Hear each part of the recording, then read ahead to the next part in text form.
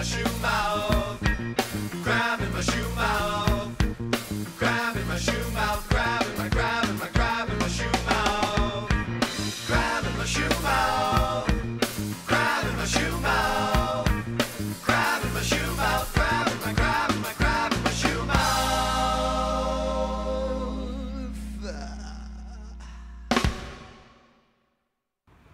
So this is your little area right here. This is your spot where you like? Yeah, I mean, it seems like the most secluded. Yeah. Well, it sure is. It's all got all these sticks broken down and stuff. And it kind of like a little, somebody created like a little shelter in here, you know? I did notice there's a couple of, I assume it's young kids that come out here and made almost like little teepees, shelters. Have you seen those? Yeah, have you seen more than one? Yeah, there's one down here. Have you seen it? That was the first one I saw. And then there's one over, you go to the end of this trail, there's one down there. I did see that one. I didn't notice the one to the left. You go down the trail and then you know it divides where the trail divides and you go off to the right or you can go straight. Yeah. If you go straight for a little while, then it's just... It just hits the golf course, doesn't it?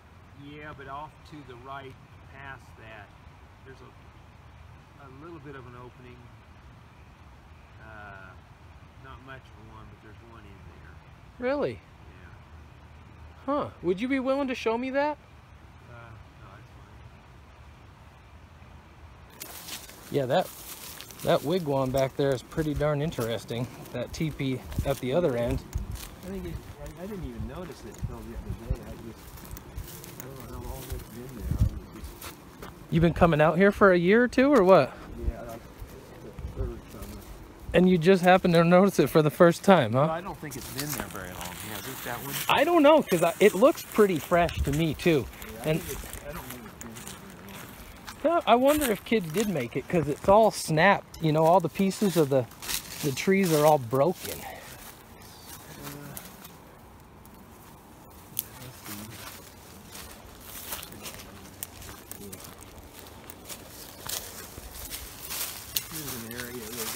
We'll come back every now and then. Really? Oh, well, look at you. Showed me something new today. Mark, I thank you, my friend. I walked by this 3 or 4 times. I'm actually out here looking for these right now. It's been here, I think, since I've come out here. This one has. And I think that other one probably came up sometime this summer. You ever hear anything strange out here at night when you're out here sleeping? No, what's funny is how the coyotes will, how they don't like if you hear a police siren or a emergency vehicle siren, the coyotes don't like that at all, and they'll all start howling in unison. So it's good because it tells you where the coyotes are. Well, and yeah. You don't want to have them mess with I've you. never really. I've had one like lone coyote that'll come out and howl at me a couple. I haven't had it happen much this summer, but last summer it seemed like it happened quite a bit. They howled at you? Just one lone one, not a big pack of them, but one lone one. What kind of noise was it? It was more of a barking noise.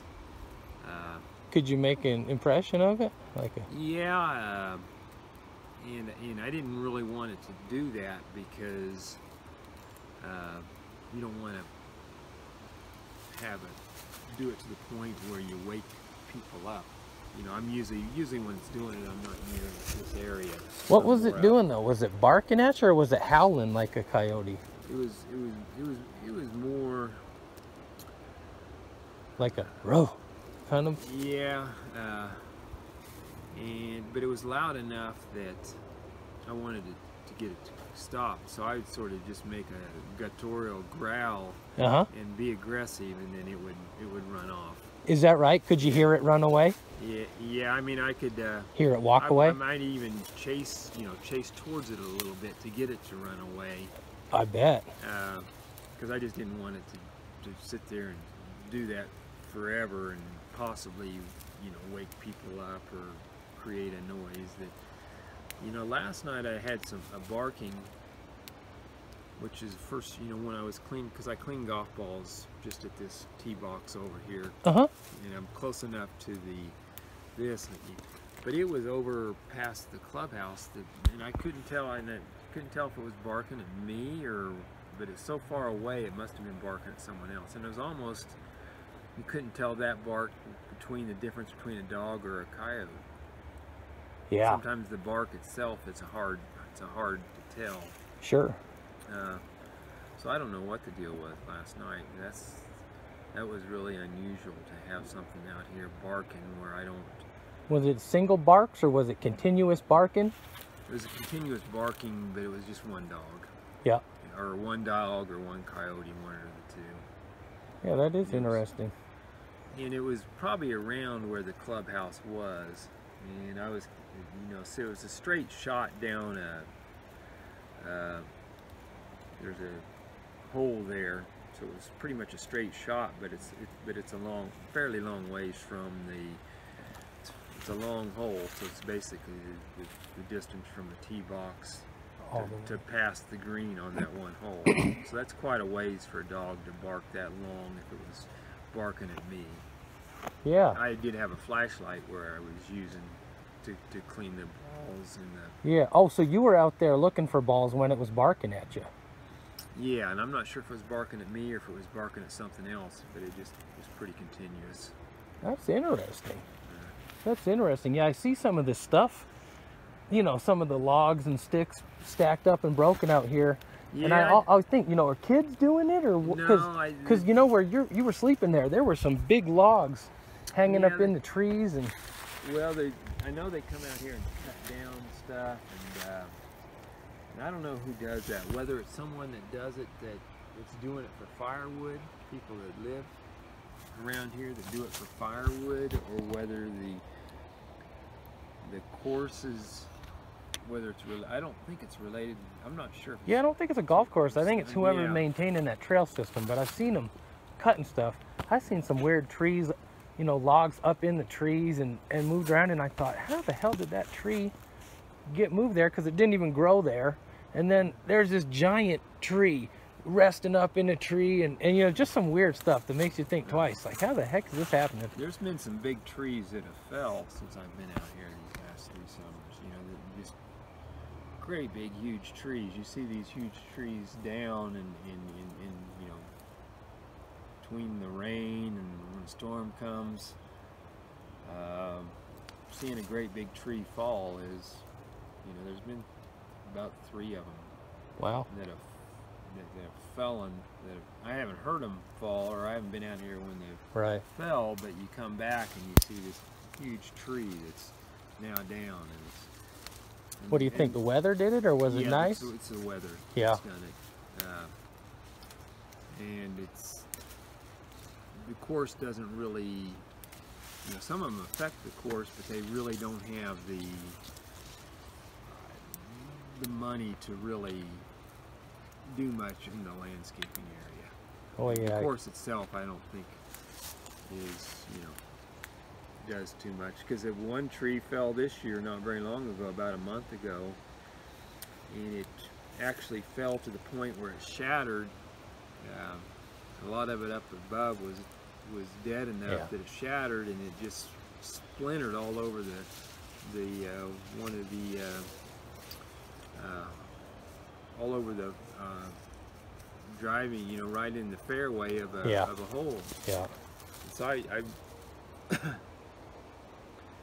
and it must have done it. It was when I came out here 2 nights, so it did it in the day, probably early evening, between, because the first day I came out here it wasn't that way. I came back, and I usually go down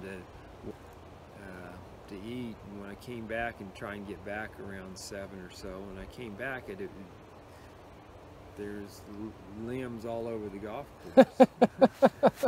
That's so I just silly. went ahead and picked up all the limbs and threw them into the rough area and out of the fairway. Oh, that's nice of you. But you can still see that over, you know, you go to the end of the trail here and you see a fairway on past the gully. Okay. And that's the hole that where if you go down further, you follow the gully down where it bends around. I don't know if you followed the gullies much.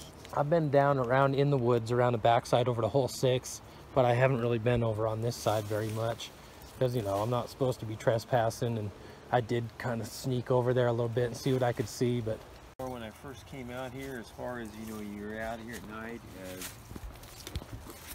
seems like I saw more snakes when I first came out here. Then I don't see very many snakes anymore, which is sort of strange, I thought.